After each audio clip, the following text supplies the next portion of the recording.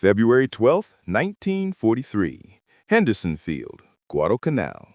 The tropical air is thick with heat and the smell of burnt oil.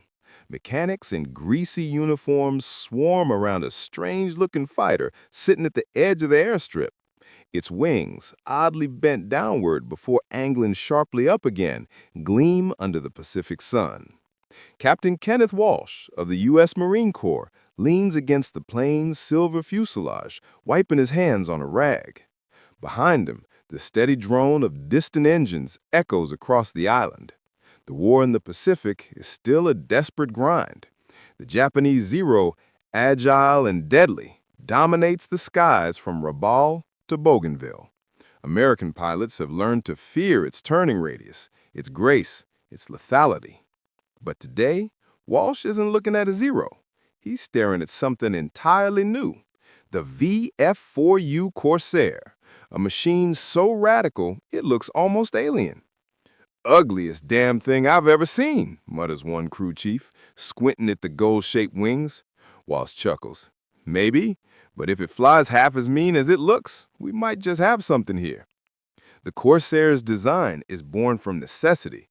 Its massive Pratt Whitney R-2800 double-WASP engine, delivering over 2,000 horsepower, demanded a propeller so large it couldn't clear the ground without a redesign. Engineers at Vought bent the wings downward to shorten the landing gear, creating the now iconic inverted gull-wing shape. It worked, but just barely. The first test flights in 1940 had been riddled with problems. The long nose blocked forward visibility on landings, the plane bounced violently on carrier decks, and more than one prototype ended up a smoking ruin. Naval aviators mockingly called it the ensign eliminator. The Navy shelved it, deciding it was too dangerous for carrier operations. But the Marines, always willing to take what the Navy rejected, saw potential. On island airstrips like Henderson Field, without the narrow confines of a carrier deck, the Corsair could prove its worth. That morning, as Walsh climbs into the cockpit, ground crews step back. The big radial engine coughs, sputters, then roars to life, a deep, throaty thunder that drowns out every other sound. The propeller's wash whips through the palms. The gull wings gleam like a predator stretching its claws. He throttles up. The Corsair lurches forward, bouncing once, then lifts off, climbing faster than any fighter Walsh has ever flown. The nose rises steeply, and within seconds, the airfield drops away beneath him. "Holy hell," he mutters into his oxygen mask, watching the altimeter spin. At 20,000 feet, the Pacific stretches endlessly, blue, silent, infinite. Walsh banks hard, testing the controls. The Corsair rolls with surprising grace. Beneath the roar of the engine, he feels something electric. This isn't just another fighter. It's a challenge to the Zero's reign. Below, Japanese reconnaissance pilots spot the new aircraft and report back to Rabaul. A strange American plane with bent wings. Looks like an upside-down gull. They laugh at the sight, thinking it clumsy, overbuilt, doomed. But soon they learn the hard way. Those bent wings hide a beast that can dive faster, climb steeper, and strike harder than anything the Imperial Navy has ever faced. As the sun dips behind the palms, Walsh brings the Corsair in for a rough landing, skidding sideways before the plane settles. Sweat beads on his forehead, but his grin is unmistakable. She's a handful, but she'll dance with the devil if you let her. In the days that follow, more Marine pilots take to the air, learning the quirks of the new machine. They curse its narrow landing gear, its bouncy takeoffs, its long nose that hides the runway. But when they dogfight, when they open the throttle and feel the R-2800's raw power, they begin to sense it. This aircraft could change everything. The Corsair is fast, too fast for the Zero to match. It can dive out of trouble, climb above the enemy, and strike from advantage. All it needs is pilots daring enough to master it. By late 1943, those pilots will arrive, and the Japanese skies will never look the same again. August 6, 1943. Over the Solomon Islands. The morning sun burns through the haze, turning the sea below into a sheet of silver. 6 F4U Corsairs cut through the clouds, their engines hammering the air. In the lead cockpit, Captain Kenneth Walsh tightens his oxygen mask. Sweat runs down his temple, despite the cool rush of altitude. His squadron, VMF 124, is heading toward a formation of Japanese bombers escorted by the dreaded A6M Zeros. Until now, every pilot in the Pacific has feared that name. The Zero was lighter, more agile, and capable of pulling turns that could outmaneuver nearly anything in the American arsenal. But today, the Marines carry something different: speed, armor, and firepower in one brutal package. Walsh's voice cracks over the radio. "Keep your altitude and hit them from above. Don't dogfight, slash and dive. You turn with them, you die." Below, black dots rise, Zeros, their wings flashing in the sun. The two formations close fast. Then, like sharks scenting blood, both sides break. The Corsair's 6.5 caliber Browning machine guns erupt in thunder. Tracers streak through the blue, cutting across the bomber's formation. A Japanese plane explodes into flame, spinning toward the sea. Walsh rolls sharply, feeling the G-forces press him into his seat. A Zero flashes past his left wingtip, close enough that he can see the red meatball insignia on its fuselage. "Zero on your 6!" comes a shout over the radio. Walsh pulls into a steep climb, the Corsair's engine howling. The Japanese pilot follows, but the climb rate, the one thing the Zero can't match, betrays him. The Corsair keeps rising, its massive engine roaring like a caged animal. Walsh snaps the plane inverted, dives, and fires. The Zero disintegrates. In the distance, a Japanese pilot radios a stunned report.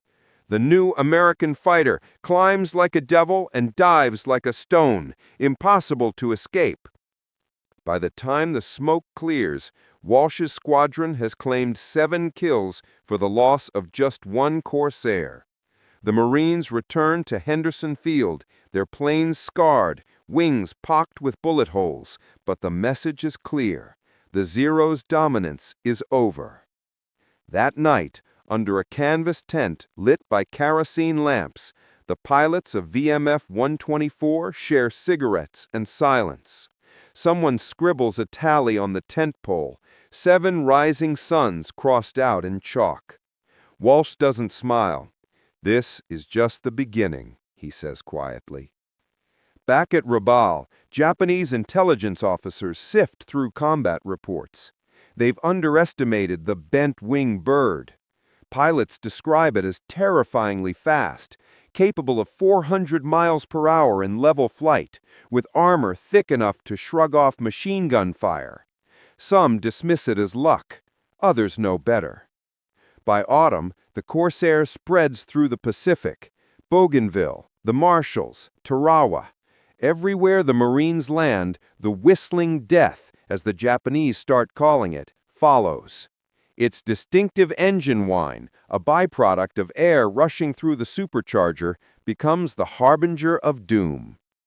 For the pilots who master it, the Corsair feels alive, dangerous, unpredictable, but invincible in the right hands. In a dogfight, the rules are simple now: dive, fire, and climb away. Never linger, never turn. By the end of 1943, the kill ratios begin to tell a story the enemy can no longer ignore. 5-1, then 7-1, then higher still. The Marines have turned a flawed prototype into a legend. And yet, for all its victories, one challenge remains: to bring this wild machine to the decks of U.S. Navy carriers, to make the Corsair not just a Marine workhorse, but the Pacific's ultimate weapon. That test will come soon, and it will push both man and machine to their limits. February 3, 1944, NAS San Diego, California. A cold morning fog hangs over the runway, Navy test pilot Lieutenant Commander Sam Porter stands beside a Corsair, clipboard in hand, staring at its bent wings and long nose with a mixture of awe and dread. The plane looks every bit the predator it is, but on a carrier deck, that ferocity can turn lethal for its own pilot. The Navy has been cautious. Too many accidents, too many young ensigns bouncing down the deck or missing the wires completely. The Corsair's long nose hides the carrier during approach, its landing gear flexes too much, and the engine torque can twist the plane sideways at the worst possible moment. The Navy's verdict months ago was final, unfit for carrier service. But now, after the Marines' victories in the Solomons, the pressure is back on. The admirals want the Corsair on their decks, if it can be tamed. "All right, gentlemen," Porter calls to the deck crew, "let's see if the beast can behave." The R-2800 engine snarls to life, shaking the ground. Porter taxis forward, eyes straining to see over the nose. "Feels like I'm flying blind," he mutters. As he lifts off, the gull wings slice the fog, and the Corsair climbs effortlessly. Power isn't the problem, control is. Hours later, aboard the USS Essex, the test continues. Porter lines up for approach. The carrier rises and falls with the Pacific swell. He lowers the tail hook, throttles back, and begins descent. But the nose blocks his view entirely. He's guessing now, trusting instruments and instinct. The Corsair slams onto the deck, bounces high, veers left. Porter slams the throttle forward, aborting the landing. Deck crew scramble as the plane roars back into the air. On the bridge, an admiral shakes his head. Beautiful killer in the sky, but she's a widowmaker on the deck. It takes months of refinements, stronger landing gear, longer tail hooks, and a new approach technique that forces the pilot to weave side to side to see the deck during descent. Slowly, the Navy's skepticism begins to fade. Meanwhile, in the Pacific, the Marines keep proving what the Corsair can do. In the hands of aces like Gregory "Pappy" Boyington of VMF 214, the famous Black Sheep Squadron, the Corsair becomes the stuff of legend. Boyington, brash and fearless, leads his ragtag pilots into impossible fights over Rabaul, Truk, and Bougainville. His Corsair, nicknamed Lulu Bell, dives through clouds of flak, guns blazing. Boyington's voice crackles over the radio. "Let's see if those Zeros can climb like this." He yanks back the stick, pulling the big fighter into a near vertical climb. Two Zeros follow and stall out, helpless. Boyington rolls inverted, dives, and fires. Two puffs of flame bloom below. By January 1944, Boyington has racked up 25 confirmed kills. His men paint Japanese flags on the fuselage of their Corsairs like badges of defiance. Even the enemy begins to whisper his name. The Marines call their Corsairs bent-wing birds. The Japanese call them whistling death. Back in the States, Navy engineers finally deliver the verdict. The Corsair is ready for carrier duty. Modified versions begin rolling out to the USS Bunker Hill, USS Essex, and USS Bennington. Pilots train relentlessly, learning to coax the machine's power into precision. By mid-1944, as the U.S. Navy pushes toward the Marianas, Corsairs launch from carriers for the first time in full combat missions. The Pacific skies will never be the same again. The gull-winged fighter, once mocked for its awkward shape, now rules the air, and soon it will face its greatest test yet, the Empire's final defenses over Iwo Jima and Okinawa.